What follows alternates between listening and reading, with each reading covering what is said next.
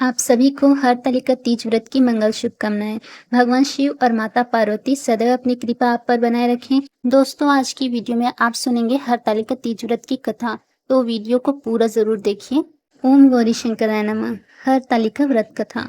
जिनके दिव्य केशों पर मंदार आँख के पुष्पों की माला शोभा देती है और जिन भगवान शंकर के मस्तक पर चंद्र और कंठ में मुंडों की माला पड़ी हुई है, जो माता पार्वती दिव्य वस्त्रों से तथा भगवान शंकर दिगंबर वेश धारण किए हैं, उन दोनों भवानी शंकर को नमस्कार करती हूँ।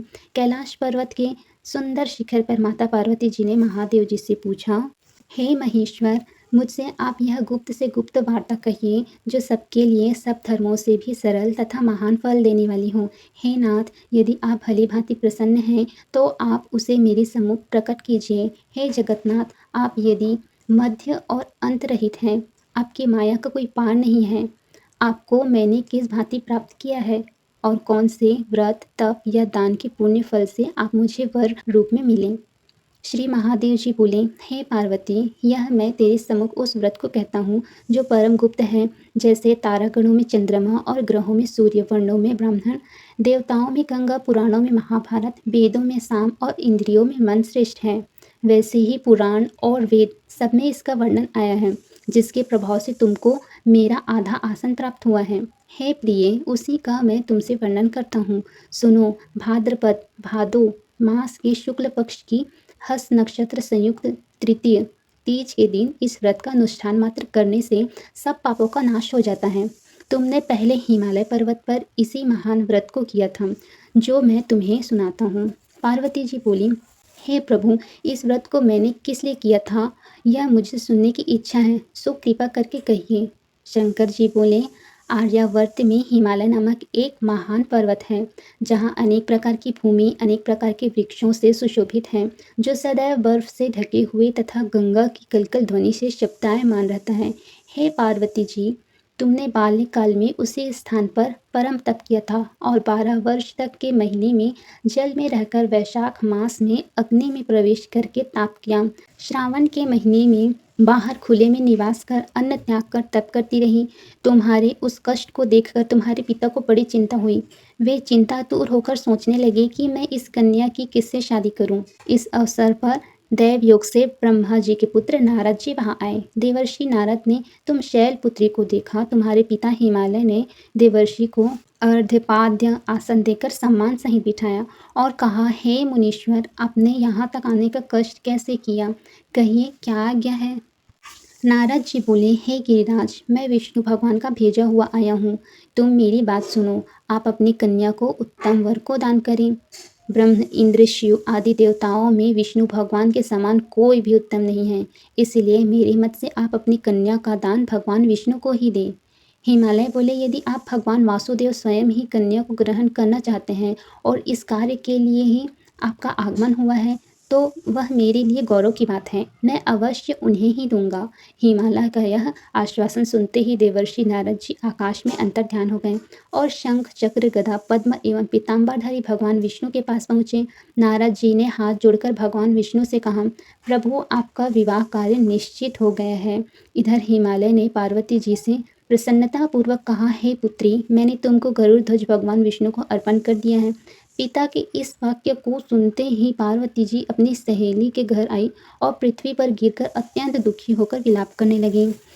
उनको विलाप करते हुए देख सखी बोली, हे देवी, तुम किस कारण से दुख पाती हो, मुझे बताओ, मैं अवश्य ही तुम्हारी इच्छा पूर्ण करूंगी। पार्वती बोली, हे सखी, सुनो, मेरी जो मन की अभिलाषा है सुनाती हूँ। मैं श्री महादेव जी को वरण करना चाहती हूँ। मेरे इस कार्य को पिताजी ने बिगाड़ना चाहा है, इसीलिए मैं निस्संदेह इस शरीर का त्याग करूंगी।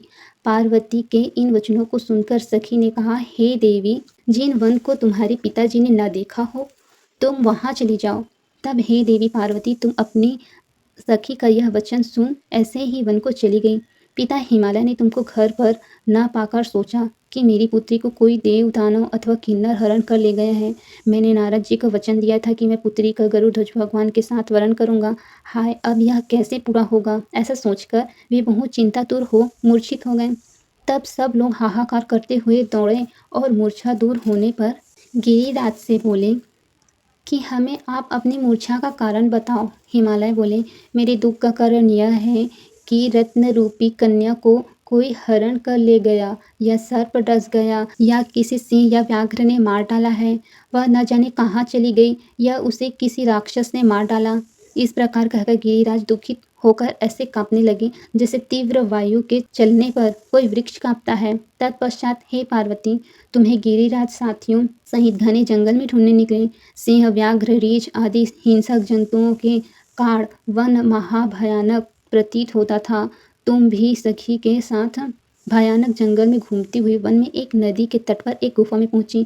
उस गुफा में तुम अपनी सखी के साथ प्रवेश कर गई, जहाँ तुम अन्न जल का त्याग करके बालू का लिंग बनाकर मेरी आराधना करती रही। उस समय भाद्रपद मास की हस्त नक्षत्र युक्त तृतीया के दिन तुमने मेरा विधि विधान से पूजन किया तथा रात्रि को गीत गायन करते हुए जागरण किया। तुम्हारे उस महाव्रत के प्रभाव से मेरा आसन डोलने लगा। मैं उसी स्थान पर आ गया जहाँ तुम और तुम्हारी सखी दोनों ही थी। मैंने आकर तुमसे कहा, हे वरानने, मैं तुमसे प्रसन्न हूँ, तुम मुझसे वरदान मांगो। तब तुमने कहा कि हे देव, यदि आप मुझसे प्रसन्न हैं तो आप महादेव जी ही मेरी पति हो। मैं तथास्तु ऐसा कहकर कैलाश पर्वत को चला गया, और तुमने प्रभात होते ही मेरी उस बालू की प्रतिमा को नदी में विसर्जित कर दिया। हे शुभे, तुमने यहाँ अपनी सखी सहित व्रत का पारण किया। इतने में तुम्हारे पिता हिमवान भी तुम्हें ढूंढते ढूंढते उसी घने वन में आ पहुँचे। उस समय उन्होंने नदी के तट पर दो कन्याओं को देखा तो ये तुम्हारे पास आ गए और तुम्हें हृदय से लगाकर रोने लगे और बोले, बेटी, तुम इस सिंह व्याघ्रादि युक्त घने जंगल में क्यों चली आई? तुमने कहा, हे पिता, मैं पहले ही अपना शरीर शंकर जी को समर्पित कर दिया था, किंतु आपने इसके विपरीत कार्य किया, इसलिए मैं वन में चली आई। ऐसा सुनकर हिमवान ने तुमसे कहा कि मैं तुम्हारी इच्छा के विरुद्ध यह कार्य नहीं करूँगा। तब भी तुम्हें लेकर घर को आए और तुम्हारा विवाह मेरे साथ कर दिया।